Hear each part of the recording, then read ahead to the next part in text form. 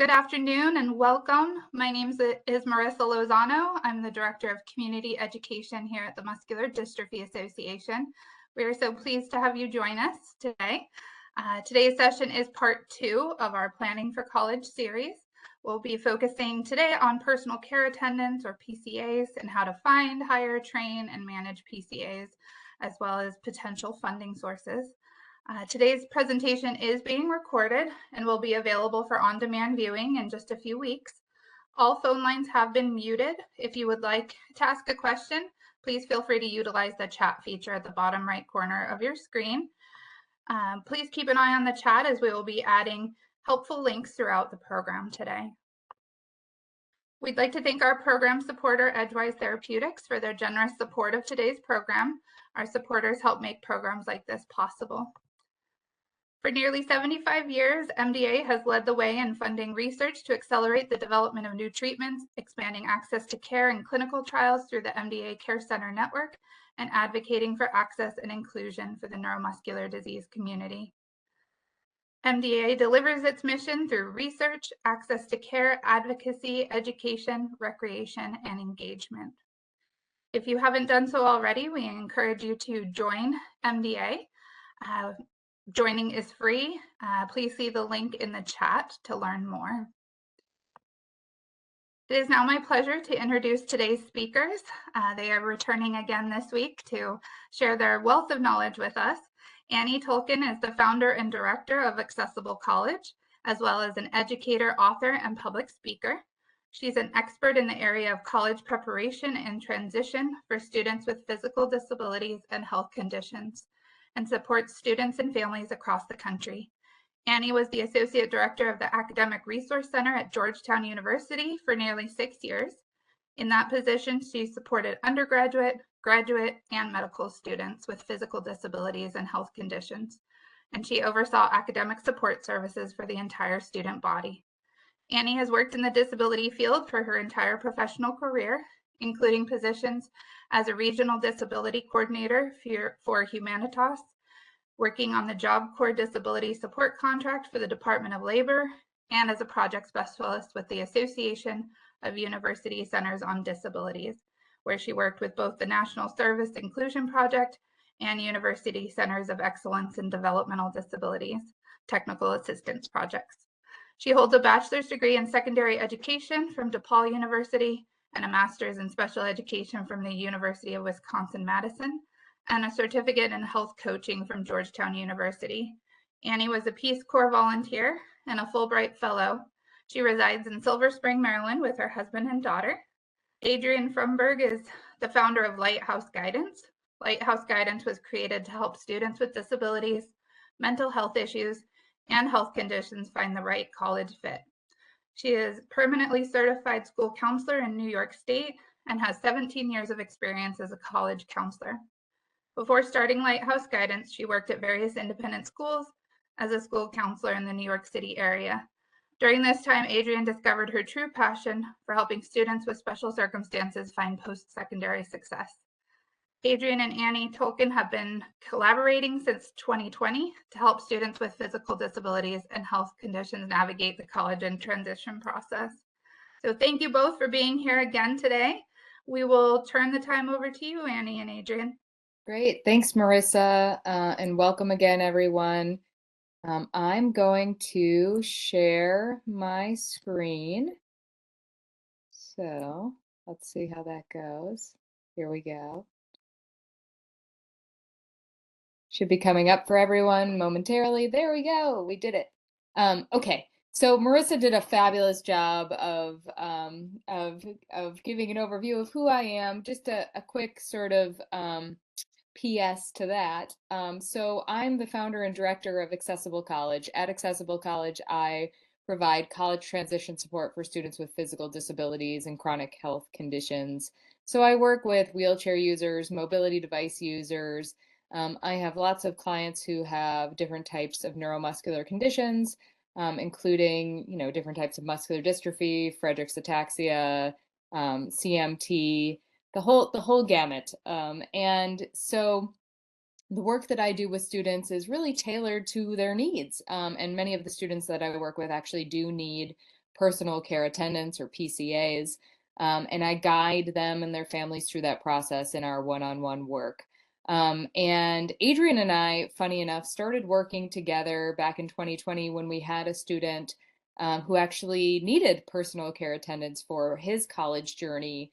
And that was one of the questions that brought Adrienne and I together, was she was learning that process of working with him. So we're going to be talking about personal care attendants today, and I'm going to hand it over to Adrienne so that she can fill in any gaps about herself. Adrienne? Thanks so much, Annie. And thank you to Marissa for that great introduction. So my area of expertise is working with students to develop an appropriate college list for their needs. And I did create Lighthouse Guidance, particularly to work with students who have health conditions, physical disabilities, sort of any special circumstance in the college process. And I've been lucky enough to work alongside Annie since 2020 to collaborate and make sure those students do find the right college fit and transition to college and utilize the disabilities office to find success. So we're going to go ahead to the next slide, and I'll run through the agenda of what we're going to cover today. So we are going to talk about the laws that guide students and families in the college process. We're going to discuss universities and how students and families can find appropriate PCAs for their college experience. We're going to talk about the different needs that students might have and how the PCA can be a help in their college experience. One question that I know Annie gets very often is how to hire and, in fact, manage a PCA. So that is definitely going to be something we'll talk about today. We have a case study that we will take you through, and we will take questions throughout in the chat, but we will also open it up for questions at the conclusion of the presentation. We also have a great resource doc with a lot of pertinent information that can help you and your students or children in this process.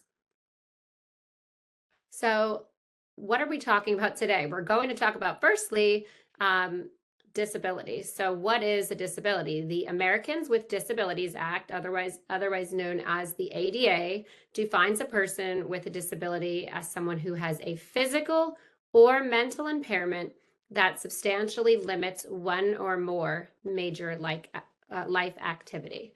And so the key question we're talking about in our presentation is, how does this condition impact the student? So obviously we're looking at this today through the lens of college. And I'll jump in here to tell a little bit about IDEA to ADA. If you were at our last presentation, this will be familiar to you. If not, this is going to be a quick crash course in laws. So IDEA, the Individuals with Disabilities Education Act, that's the law that governs special education services and support for students with disabilities in the K through 12 setting. Does not apply to private schools. So if your student has an IEP, it comes from this law. And one of the key things that you should notice about this law, services and support. Services and support, that's a key piece. And services is a piece of what we're going to be talking about because personal care attendants are considered to be a service. And we'll talk a little bit about what services look like in college in a moment. Section 504 of the Rehabilitation Act of 1973, that's an anti-discrimination act. It says students can't be discriminated against because of a disability. It applies to private schools, it applies to K through 12 schools, and it applies to colleges, but the subsection that applies to colleges is a little bit different than the section that applies to the high school setting. So that's important to know. If your student has a 504 plan, it comes from the Rehabilitation Act. Neither an IEP or a 504 plan follow a student to college. So that is something that is a myth that is out there. So just letting you all know right from the start, the IEP, the 504 does not go to college with the student. When the student goes to college, the ADA becomes the law that is most pertinent and important for college accommodations. And that law applies for reasonable accommodations in the college and employment setting. So what is reasonable sort of varies based on the program, the place, and the space that the college has available to them. And so we'll talk a little bit about reasonable accommodations and what that means in the context of having a PCA. FERPA is the final law, Family Educational Rights and Privacy Act, and that's the law that protects the privacy of the student's educational record. When a student goes to college, everything goes through them. Parents, guardians are no longer part of that equation, and so this is a big change for a lot of families. So I'm letting you all know that that is something that you have to think about and navigate and talk about with your students so that everybody's on the same page about what those expectations are. I'm going to hand it over to Adrienne. Oh, Adrienne, if you're talking, we can't hear you. Sorry about that. For those of you who were here last week, I'm just going to quickly recap a little bit about what we discussed last week. So we went through a really helpful timeline about what students and families should be thinking about during each year of high school. So 9th, 10th, 11th, and 12th. And that information, I believe Jessica kindly put that in the chat. So there is a great PDF document that I would suggest taking a look at there, because in terms of students who have physical disabilities or health conditions, one of the things Annie and I often remind them is to begin the process as early as possible. So taking a look at that checklist can be incredibly helpful in kind of breaking things down into more manageable steps and taking things one year at a time. We also went through other considerations, in terms of what students might be thinking about in terms of academic accommodations, in terms of the housing accommodations. So that presentation, I believe, is going to be posted on the MDA website. So for those of you who are not there, definitely take a look at that to think about planning for college, and then also check out that PDF worksheet that is in the chat. We are going to talk a little bit about auxiliary aids and services in college. You'll remember a few slides ago when I said that something about services is a little bit different in college. The gist of it is that services are not provided in college.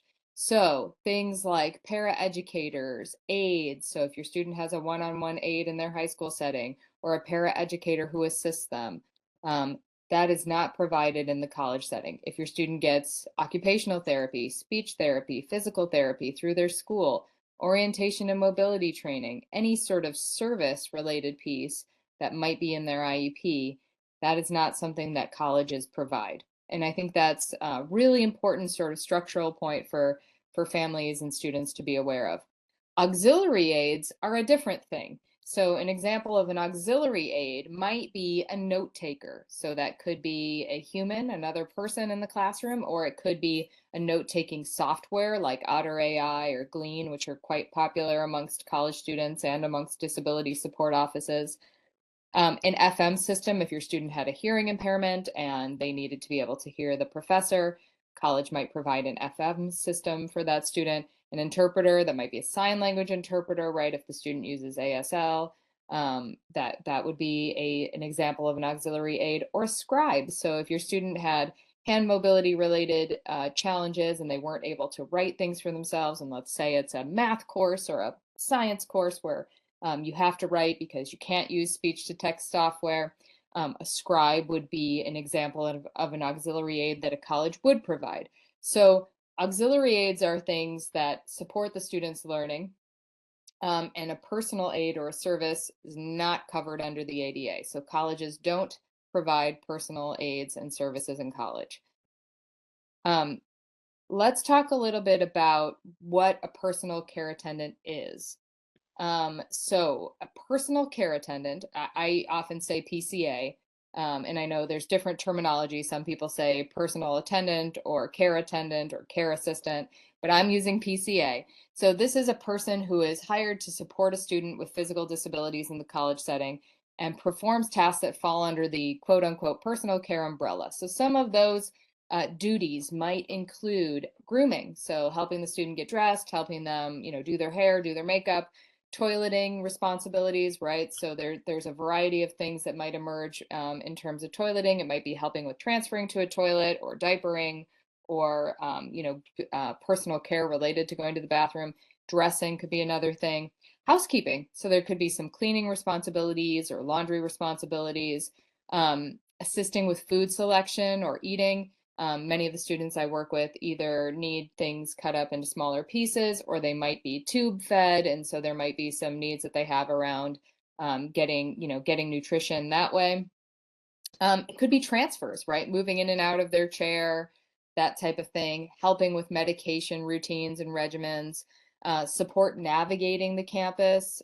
So like getting around from point A to point B, sometimes people need some assistance with that, and maintaining safety in emergencies. One thing that comes up a lot with students that I work with, especially as we're thinking about whether or not they need a personal care attendant, is that if your student is living on a college campus and they're living in a residence hall, they're probably sleeping there, right? So they're living in the dorm. If they're not able to transfer themselves at night, they will need overnight care because someone will need to be there to assist them in the case of emergency. The college is not responsible for supporting that student in picking them up during that emergency evacuation to get them out of the building, right? So that's something that we have to be really thoughtful about planning for. I know that that's probably a question that you have in mind right now, thinking of how do we pay for that overnight care and things like that. And we're going to address that. We're going to talk about it. I just wanted to go over what sorts of things that a personal care attendant might do. You'll note that personal care attendants typically are not note takers. They're typically not, verbalizing things for the student. If the student needs some assistance with speaking, that's not typically the role of a personal care attendant. There is a little like gray area, and some of that might be navigated with the specific school and the disability support office, but usually that would be an auxiliary aid sort of piece where a student might have a note taker in the classroom or be using a software for taking notes. So that's just something to sort of keep in mind. Sometimes people ask me who can be a personal care attendant, and the answer is it's not always totally clear. It sort of depends on your state, and we'll talk a little bit about that too. But for most colleges, there are about 4,500 colleges in the United States. There are only two, and we'll show you those in a moment, and I'll tell you them now, that have built-in personal care attendant programs. One is Wright State in Dayton, Ohio, and the other is the University of Illinois Champaign-Urbana. And we have links to those in our resource guide, so you can look at sort of what kind of care they provide and what that looks like, and you can connect with them to ask questions as well. But for every other college in the United States, the student is responsible for hiring, paying, and managing their personal care attendants. So a key piece here is finding a personal care attendant that's the right fit. And that can be tricky. First, it can be tricky to find a care attendant at all, right? Because quite frankly, here in 2024, when we're having this conversation, we're in the midst of a national caregiver crisis, and it can be really tricky to find people. Some of the students that I work with, and we're going to be sharing some sort of case studies or just, examples of students who are doing this, have chosen to go to schools where there are nursing programs at that school or helping programs like occupational therapy, physical therapy, or education programs, so that they could potentially have a pool of people that could be PCAs for them. And some people have been really successful at navigating that and getting other students to support them. But for other students, they might not want another student to assist them, right? So we might be looking at using an outside person or a care agency.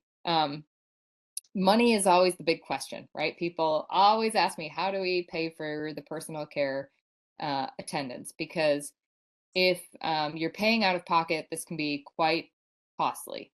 A lot of students are using Medicaid or Medicaid waivers to pay for personal care attendants. I saw some of the questions that people had put in before this webinar. And one question that comes up all the time is, can the student use their Medicaid out of state? And the answer is maybe. That's not a satisfying question or satisfying answer. It's a great question. It's not a satisfying answer. And the reason that this is challenging is because there is no sort of tried and true list of states that have reciprocity agreements. It seems to be sort of state by state, Medicaid director by Medicaid director. So Medicaid is a federal program. The states administer it. The states make the rules around how their Medicaid program works. And so it can be really tricky for students to navigate this. And one of the things that I've been working on and trying to get more clarity about is this issue, because I think it should be easier for students to determine whether or not they can get care out of state and maintain their Medicaid benefits in the state where they're a resident, which is typically their home state. So, so you'd have to connect with your state's Medicaid department and go up the chain to ask those questions. SSI is another way to finance, that is supplemental security income. And vocational rehabilitation in your state could be another source of funding.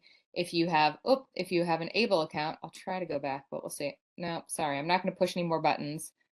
Sorry about that, everybody. But if you have an ABLE account, that could be another place to get funding as well. And some people do, you know, some planning for, I'm sorry, like I'm losing my words, some fundraising campaigns so that they can get funds for personal care attendants too. So SSI, voc rehab, scholarships, you know, campaign fundraising for these things, and financial aid appeals. That was the last one on there. When you complete the FAFSA, the schools that you are admitted to will create a financial aid package for you. I always encourage students to reach back out to the schools to see if there's more funding. Out-of-pocket medical costs are not covered in your FAFSA and when you submit your tax forms and things like that. And so it's really important that students are asking for an appeal. So going back to that financial aid office to see what other funding opportunities there might be available. And I'm going to hand it over to you, Adrienne. Sorry, I skipped a few slides. That's I just okay. want to touch on it. I said I was going to say in regards to financial aid, you know, a lot of the families that I'm working with right now are starting to inquire about information about the FAFSA. That's the free application for federal student aid. And that is actually going to be opening, I believe, on December 1st this year. Last year, they did an overhaul, and it did cause some delays. So what I would say is what you can do now is to create your FAFSA ID number, so you are ready to go. The sooner that you can submit that FAFSA in early December, the better. And in terms of the private colleges and some of the state schools also request you complete the CSS profile. And that is through the College Board website. And that would provide you institutional aid that's available. So again, opening, and I believe the CSS is opening October 1st. Whereas the FAFSA is still going to be a little bit later. But again, getting your information together now will help expedite the submission. They will be requesting your prior year's tax returns. That would be the 2023 tax return that'll be necessary for that application to be processed. So yeah, we can move on to the next slide, Annie. Great. I will try to do that. There we go. So in terms of considerations in college, as Annie has already discussed, students who have physical disabilities or chronic health issues do have different needs in the accommodation process. So, you know, when students are going to visit colleges, you are entitled to schedule meetings with the Office of Disability Services or the Office of Accessibility.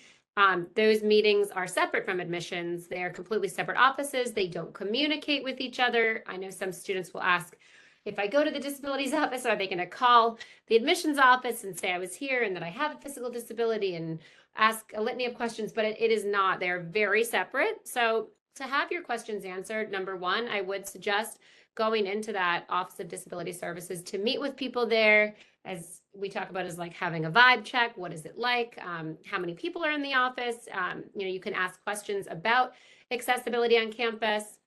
You can also ask about questions regarding housing. So it is very important to do that. You know, if you are planning to have an in-person visit, I would suggest making an appointment in advance and not just kind of popping in. So you can either call or email the Office of Disability Services in advance and do that before or after your tour.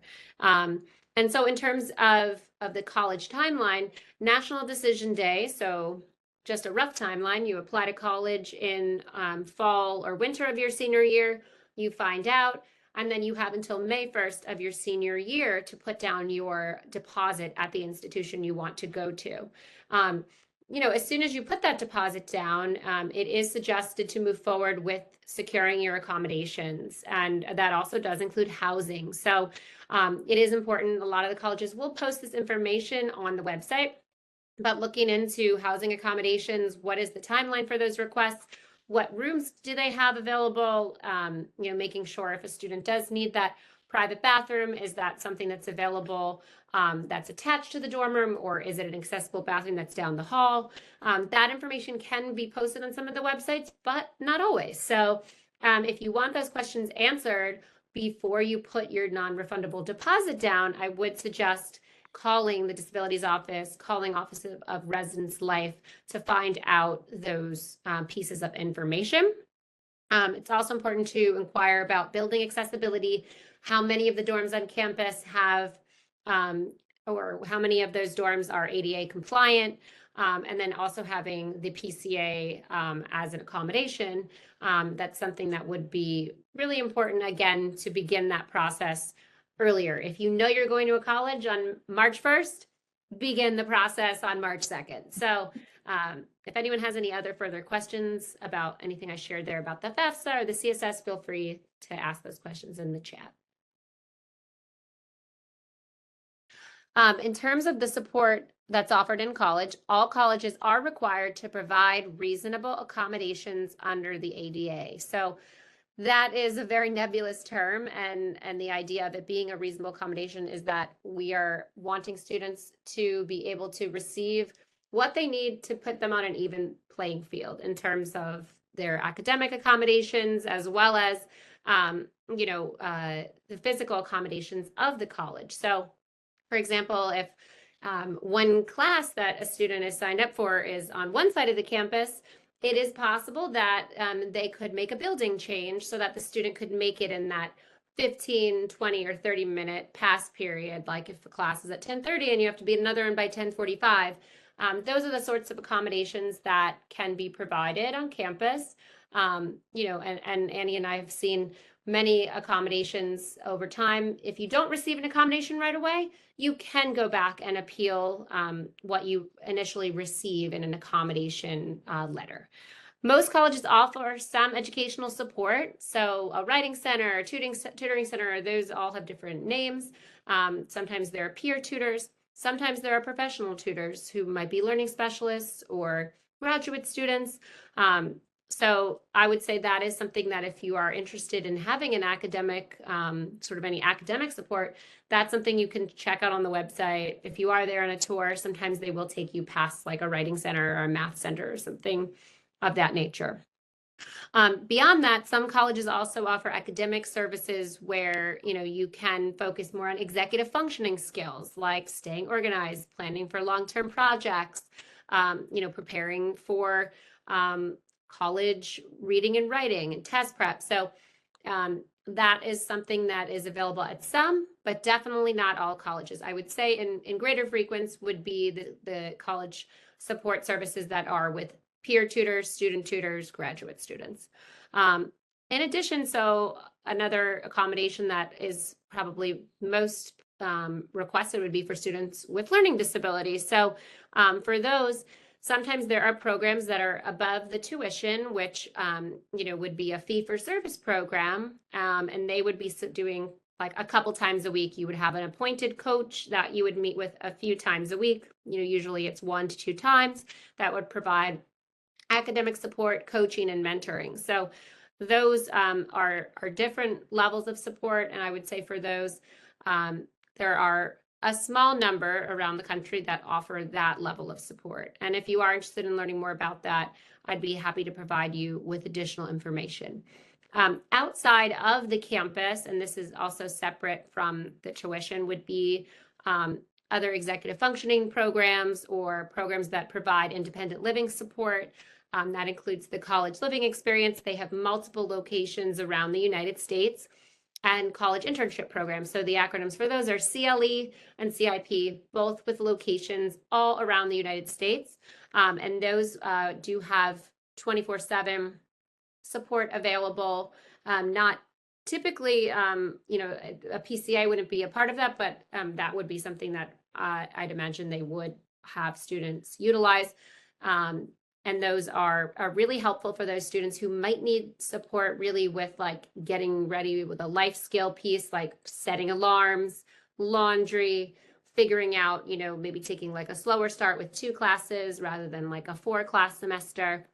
And then finally, the 2 personal care programs that Annie mentioned earlier in the presentation are at the University of Illinois, Urbana-Champaign and Wright State University. And again, these are not going to be like full 24/7, Annie, correct me if I'm wrong, but not full 24/7. One is a personal care attendant station, and the other is a PCA program with a limited number of hours. Yeah, and there are links, Adrienne, there's links in our resource sheet too, so people can investigate those, or you can Google those and see and find them pretty All easily. the detail. Yeah, I just wanted to mention too, the outside support program, so like college living experience, college internship program, you'd have to contact them directly to ask about like the physical accessibility of these places, just like you would at any college or university too. They are private programs, so they're not bound by the same laws.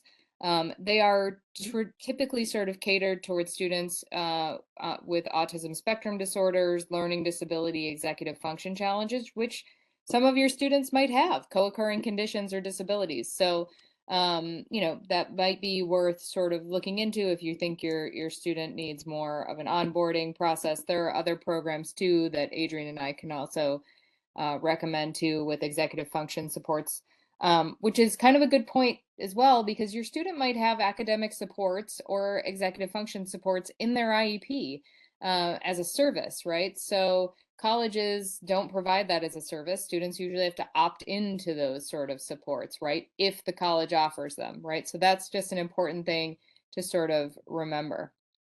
We're going to go into talking about logistics because this is everybody's favorite part of this conversation. So who can be a PCA? So it depends on your state laws. So if you're using Medicaid funds, there are some stipulations on who can be a PCA and still get funds. So a parent or a guardian may not be able to be a PCA for the student or a family member, depending on the state. Many students use an agency. You might find a home health care agency in the area. Typically, agencies are sort of centered around elder care or nursing care. And so you'd have to connect with the agencies close to the college to see, what sort of staffing they have, what services they provide, how much they cost, that type of thing. Sometimes students hire individuals, so there might be other students or other people. Some students I work with use systems like care.com, or they might use, just a job posting website to find an individual who they hire. And then, we'll talk about paying for this or financing this in a minute. But, the challenge here too for many students is that they are young adults, and it is challenging to be a student and to be the manager of personal care attendants. That might be new for many of the students. So a lot of the work that I do with students and families is actually figuring out what would the PCA be doing. I know for many families, you're sort of on autopilot, right? Like you've been doing these things, you have your care routines, you have your systems down, and onboarding a new person to sort of take over that care can be challenging. So a part of the process that I do with students is outlining what the daily needs are. We also use that to inform a job post and questions for potential candidates, because the student will want to interview these people and have conversations with them about, how they can work together and what that would look like, and figure out if that potential PCA is going to be a good fit for them. And that can be challenging. Then the question becomes, who's going to manage the PCA or the PCAs? I was just on a call right before this with a family who was navigating this right now. So the student is a first-year student in college. They're managing 2 or 3 PCAs. And right now, the mom is sort of managing the calendar. The student didn't really know who was coming when and how. And that was a challenge for them. That was something that they outlined as a challenge, but they were also concerned that if they handed it off to the student, it would be too much for them to sort of take on in the midst of adjusting to college life. So on the other side of that, I have students who figure it out and create calendars and have calendars that are color coded with different PCAs and when they're coming. So you kind of have to feel out what's going to work for your student and your family the best. I have a student who actually hired another student and pays them a little bit more to manage the calendar, to make sure all the shifts are filled, to help if somebody is sick or has to take time off. And that could be a good method for you. So thinking through those pieces, who's going to manage the PCAs?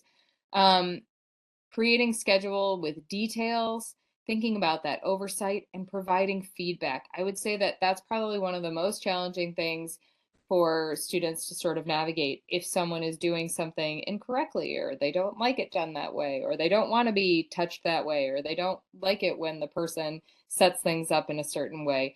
How is the student preparing to provide that feedback to the person? And have we outlined what our expectations are? When I make a daily sort of list of what a PCA will be doing with the students often use those to create checklists for the PCA so that when they're there during that shift or that time, they actually have stated expectations about what's going to get done and how it's going to be done.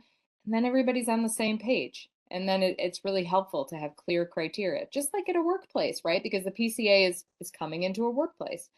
So that management task can be kind of challenging. I mentioned these before. The Medicaid pieces can be really tricky to navigate. If you have it set up in your home state and your students may be using some of those hours already, you might be getting a reevaluation as they're approaching college, especially if they're moving away to the college to live on campus, maybe not living in your home. They might need more care. And so there might be more hours that are necessary for that. So Medicaid could be a way. I think I just saw a brief question sort of pop up and I saw a little bit of it, which was that can a parent act as a PCA? And the answer is, if you're paying through Medicaid, you have to look at your state Medicaid laws.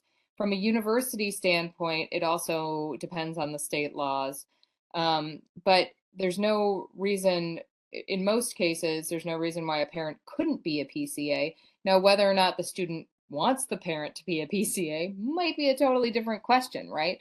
So I think there's a conversation that has to be had within the family about what that actually looks like and bringing everybody on board. It might be a financial decision. It could be that there just is no one else to act as a PCA, that there are no PCAs available in the area. So you sort of have to work through those pieces. Supplemental security income, the SSI funding. So that might be, if your student has a disability, they might be eligible for SSI when they turn 18. That could be a good chunk of money. It's around 800 something at the max, $800 or so at the max right now per month.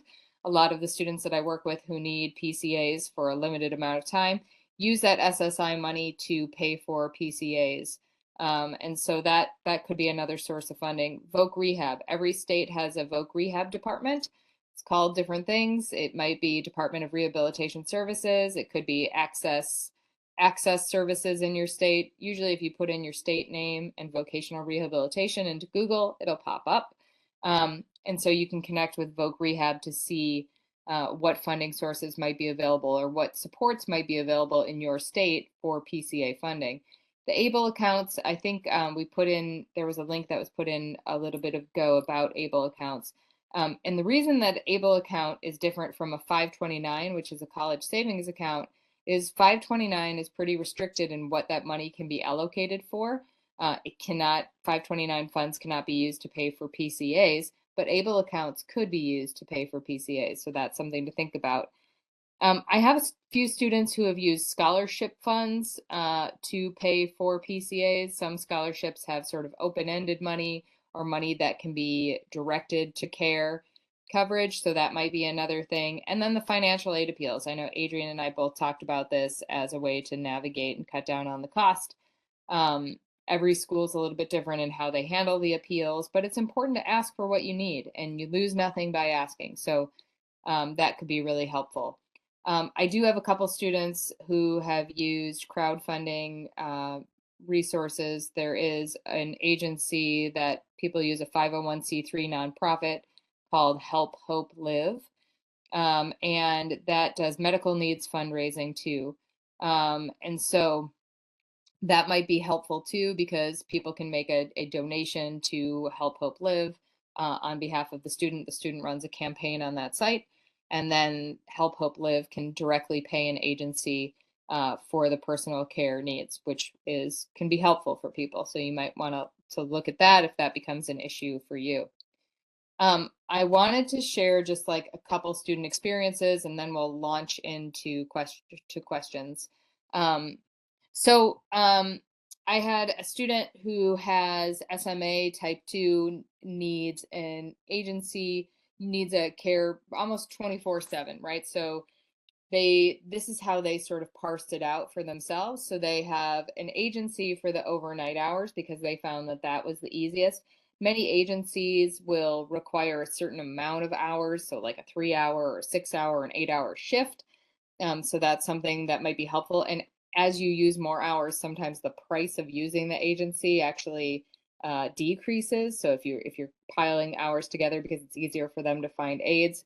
So they use an agency for their overnight hours, and then they hired nursing students for throughout the day, and they pay the agency through their Medicaid money, and they use their SSI money for nursing students on an hourly basis through the day for toileting, for support, eating, and just for general assistance and help that they need.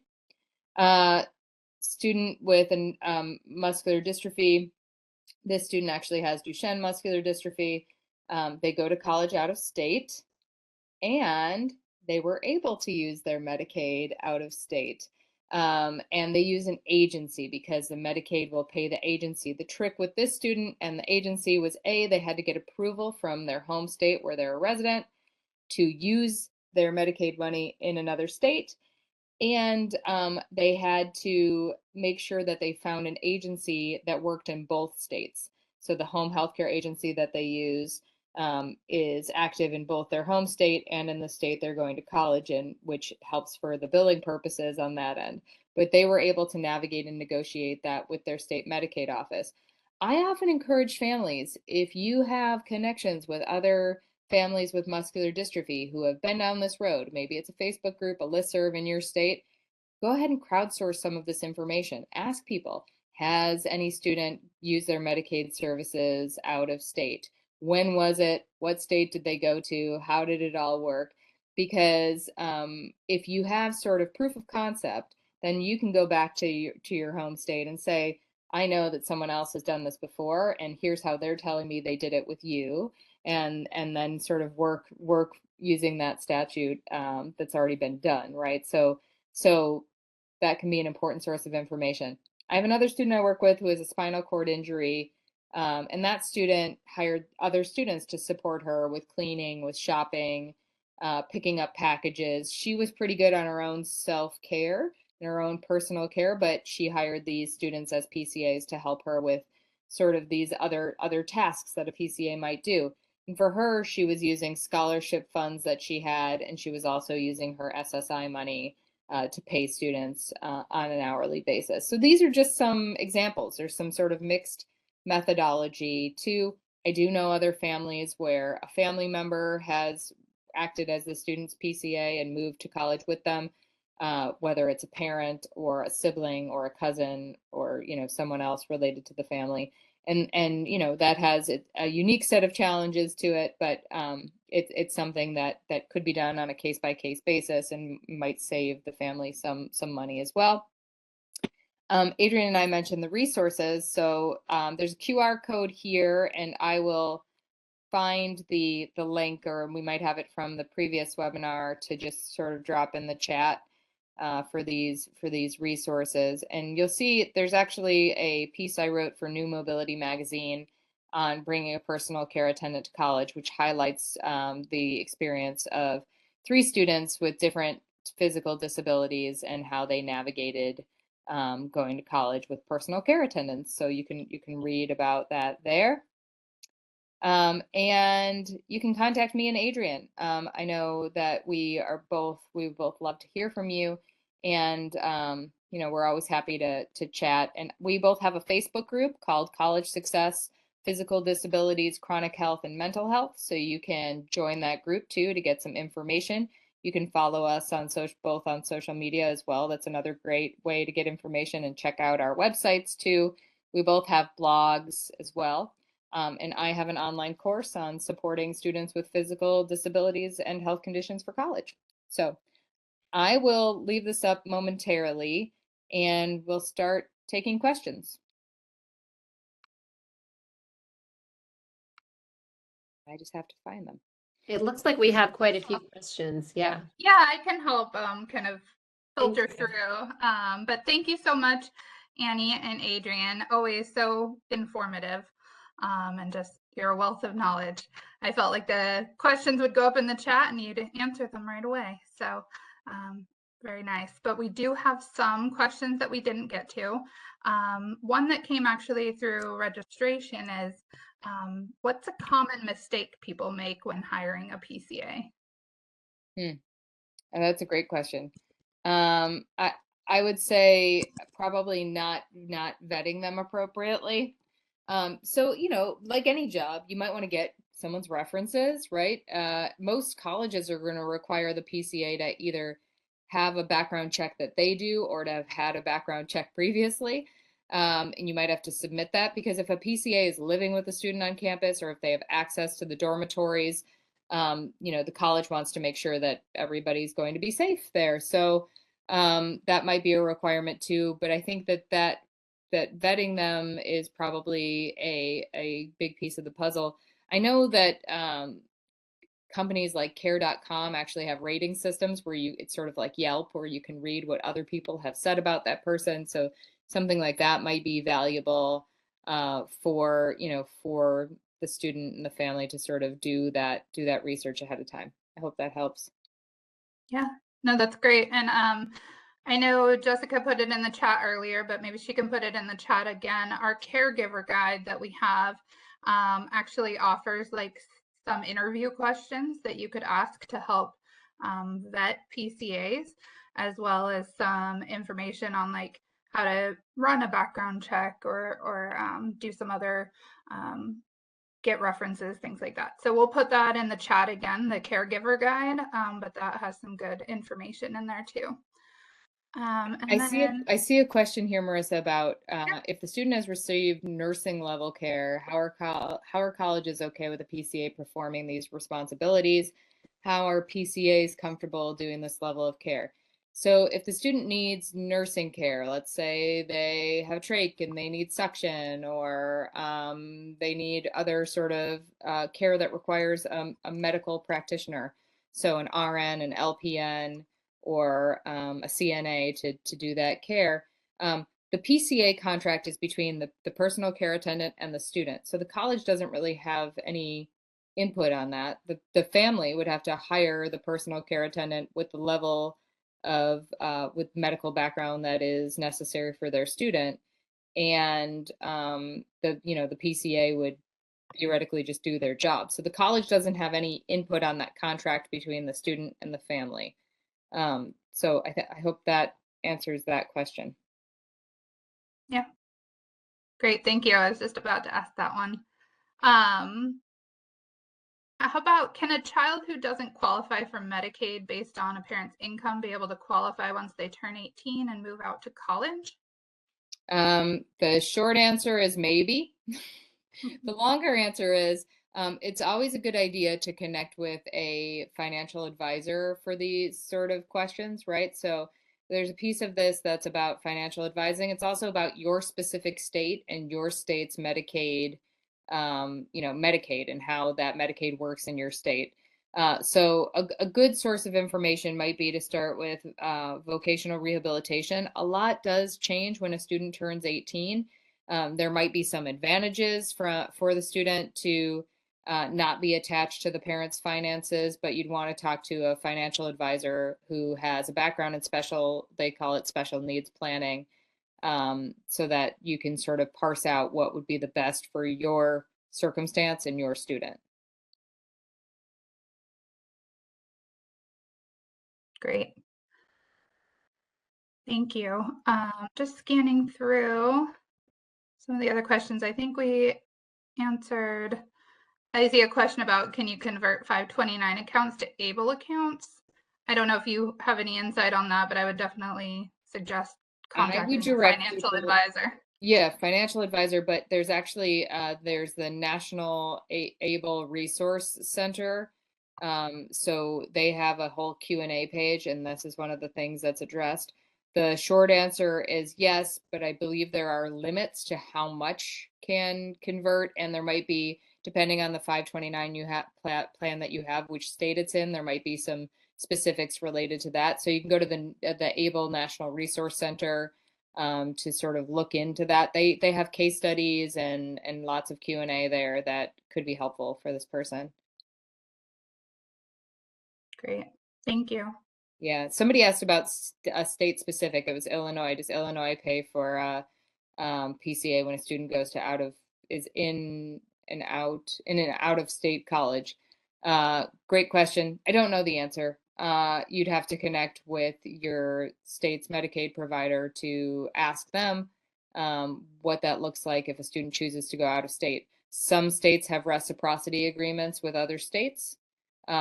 There's no place that I can find online that collects these reciprocity agreements, and the Centers for Medicaid Services does not appear to collect them. So so it's tricky. So you have to do it on a case-by-case basis, state-by-state basis, and call and you know, navigate it with each individual student in each state.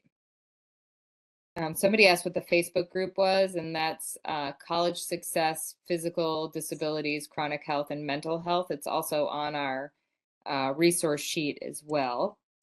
And if you go to Accessible College on Facebook, you can see it's pinned up at the top, so you can get through there. Great. I think some of you have already, I've been getting some notifications, so I'm glad some people are signing up for our Facebook group, so thank you. Well, you both are just a wealth of knowledge, and we are so excited that we were able to do this series with you. I did see another question that was in registration. Are there any specific training or qualifications required for PCAs? It depends on the state. That's the short answer for that. And it depends on the student's needs, right? So like some students might need a certain level of care, right? And in that case, then the PCA might need to have that training. But in other cases, they don't need to have any specialized training or certification. So kind of depends. And somebody asked, do you need to be receiving SSI prior to becoming eligible for VOC rehab, or can you apply for VOC rehab prior to SSI benefit approval? Great question. Every state, VOC rehab has a program called pre-ETS or pre-ETS, which is for students 14 to 22. Usually, students are identified through their public school. So if your student has an IEP in public school, and they are college bound. So if your student is academically high achieving enough that they're thinking about going to college, they would be eligible for VOC rehab pre-ETS program. You might have to connect with your school counselor and request to be connected with VOC rehab. Usually people, including school counselors, think of VOC rehab services exclusively being for students with intellectual and developmental disabilities like autism or Down syndrome or other intellectual disabilities. And so so they don't always think about students with physical disabilities or more significant health needs as being able to enroll in VOC rehab, but they can. And so you might have to just pull a few levers. Now, the other sort of question of this SSI, if you do receive SSI, and students can apply for SSI when they are 18, If you receive SSI, that often unlocks more funding and resources through your state's vocational rehabilitation agency. So you can get involved in voc rehab earlier, prior to being 18. And then if you get SSI, when you get SSI, you can inform them too that you're receiving SSI and potentially get more resources through voc rehab in your state. I hope that helps. Definitely. I think that we've covered all the questions. I'm just scanning one more time here. And I just stopped my share. There we go. No problem, you're good. All right, yeah, I don't see any more coming in. So we'll go ahead and wrap up here, but I do want to thank you, Annie and Adrienne, for being here today and spending time answering questions and just sharing all that you know about this topic. I also wanted to just share one more time this college planning timeline that Annie and Adrienne referenced. This was just posted to our website last week.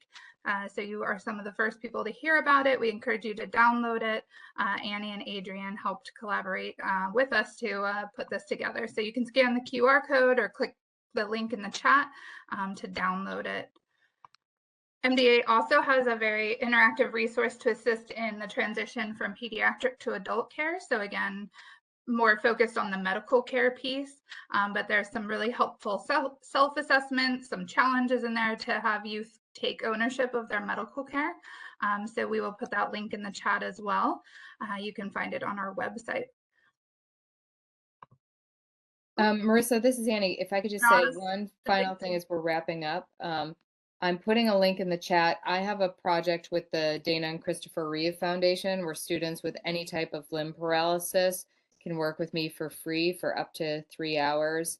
And students with neuromuscular conditions can absolutely take advantage of this program.